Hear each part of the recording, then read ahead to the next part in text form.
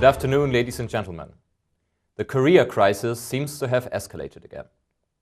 According to our information, North Korean troops have begun firing artillery towards Yongpyong Island, a small outpost very close to the disputed Yellow Sea border. 8 South Korean citizens were killed and dozens of houses destroyed. The South returned fire. At this point, the damage caused to the North is yet unknown. A few days ago, North Korea had protested against South Korean and United States joint military exercises that were held near the island.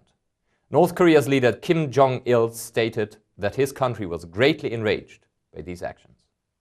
Relations between the two Koreas have remained fraught since an exchange of artillery fire in November 2010 across the disputed western maritime border that left 4 South Koreans dead.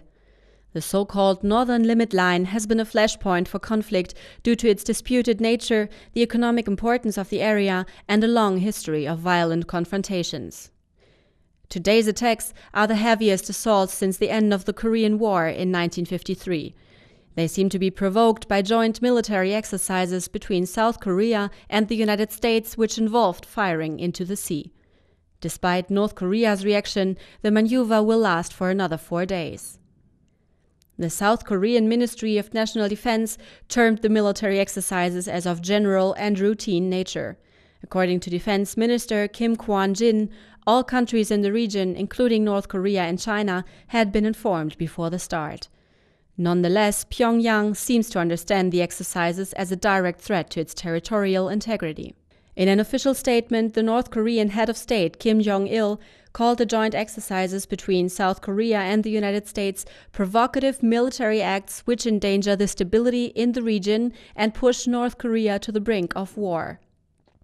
In a subsequent ultimatum, he demanded an end to the acts of aggression, otherwise North Korea will keep up its military initiatives.